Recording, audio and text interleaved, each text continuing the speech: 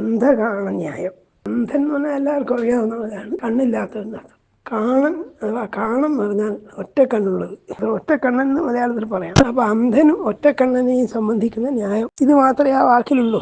അതിൽ അർത്ഥാന്തരങ്ങളൊക്കെ നമ്മൾ ലോകപരിചയം കൊണ്ടും ലോകത്തിലെ വ്യവഹാരം കൊണ്ടും മനസ്സിലാക്കി എടുക്കേണ്ടതാണ്. അന്ധകാണ ന്യായം എന്ന് പറഞ്ഞാൽ മലയാളിക്ക് എളുപ്പം മനസ്സിലാവുക, നമ്മൾ സാധാരണ ഇതിൽ പറയും മൂക്കില്ല രാജ്യത്ത് മുറിമൂക്കൻ രാജാവ് എന്ന് പറയല്ലോ. അതേപോലെ കണ്ണേ ഇല്ലാത്ത ആ കുരുടന്മാരായിരിക്കുന്ന അന്ധന്മാരുടെ ഒരു നാട്ടില് ഒറ്റക്കണ്ണ് മാത്രമുള്ളവൻ വലിയ കേമനാവും, രാജാവാകും, അയാള് ബഹുമാന്യനാവും എന്നൊക്കെയാണ് അർത്ഥം. ഇത് യഥാർത്ഥത്തിൽ പല അർത്ഥത്തിലും പറയാറുണ്ട്. പല പ്രാദേശിക ഭാഷകളിലും പരിഹസിക്കുന്ന രൂപത്തിലാണ് പറയാറുണ്ട്. അതായത് ഈ നേതാവായിരിക്കുന്നയാള്, അധിപനായിരിക്കുന്നയാള് എല്ലാം കൊണ്ട് കേമനായത് കൊണ്ടല്ല, മറ്റുള്ളവർ അത്രയും കൊള്ളില്ല, അതുകൊണ്ടാണ് ഇയാളെ എഴുന്നള്ളിച്ച് വെച്ചിരിക്കുന്നത് എന്നുള്ളൊരു പരിഹാസം അതിനകത്തുള്ളത്. അത് പല അർത്ഥത്തിലും പഴയ കാലത്തുള്ള ചൊല്ലുകളിലൊക്കെ കാണാം. മൂക്കില്ല രാജ്യത്ത് മുറിമൂക്കൻ രാജാവ് എന്ന് പറയും. അതുപോലെ പഴയൊരു പദ്യമുണ്ട്, കാട്ടാളരിൽ കാത്തിരി കാമദേവൻ, പൊട്ടക്കുളത്തിൽ പുളുവൻ ഫണീന്ദ്രൻ, കട്ടക്കയം ക്രൈസ്തവ കാളിദാസൻ. കട്ടക്കയം എന്ന് പറയുന്നത് കട്ടക്കയം ചെറിയ മാപ്പിളയാണ്.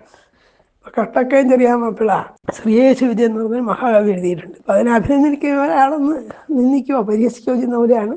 വേറെ ആരുമില്ല ആ കൂട്ടത്തിൽ എഴുതാൻ. അതുകൊണ്ട് ഈ കട്ടക്കയം ചെറിയ മാപ്പിള എന്തായി തീർന്നു, ക്രൈസ്തവ കാളിദാസൻ. കുറച്ചൊരു പരിഹാസ തരത്തിൽ പറയാൻ. നമ്മൾ തുടക്കത്തിൽ പറഞ്ഞ പോലെ ഈ ന്യായങ്ങളൊക്കെ എപ്പോഴും ന്യായമായി കൊള്ളുന്നില്ല.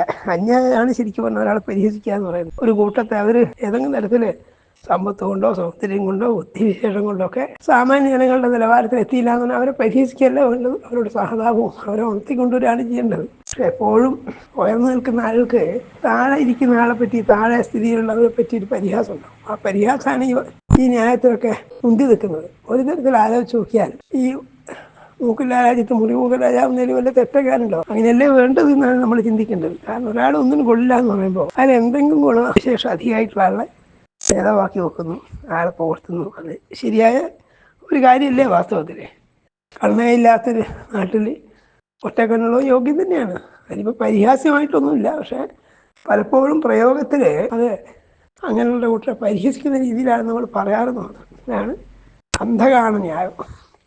അപ്പം ഇങ്ങനെ ഈ സംസ്കൃതത്തിൽ പറയുന്ന ഓരോരോ ന്യായത്തെയും അതിൻ്റെ നാനാവിധ വശങ്ങൾ പരിശോധിച്ച് നോക്കിയാൽ നമുക്ക് പല നിഗമനങ്ങളും പല ചിന്തയിലേക്ക് എത്താൻ പറ്റും. ഏറ്റവും ചുരുക്കത്തിൽ പറഞ്ഞാൽ ഇത്രയേ ഉള്ളൂ, അന്ധന്മാരുടെ കൂട്ടത്തിൽ ഒറ്റക്കണ്ണൻ രാജാവാകും പോലെ. ഇതൊക്കെ ഉപമയായിട്ട് പറയാൻ, അതുപോലെ ആളെ പരിഹസിക്കാൻ വേണ്ടിയിട്ടോ അല്ലെങ്കിൽ നിങ്ങളെ ഉദാഹരണങ്ങൾ അത്രയേ ഉള്ളൂ, ബാക്കിയുള്ളവരൊന്നും കൊള്ളാത്തതുകൊണ്ട് നിങ്ങൾ ഈ പറയുന്നതേ ഉള്ളൂ എന്നൊക്കെ ഒരാളെ അധിക്ഷേപിക്കാനോ അല്ലെങ്കിൽ ഉദാഹരണമായിട്ട് ഏതെങ്കിലും സംഗതികളെ സാധൂകരിക്കാനോ നിരാകരിക്കാനോ ഒക്കെ പറയുന്ന ഒരു ന്യായമാണ് അന്ധകാണ ന്യായം.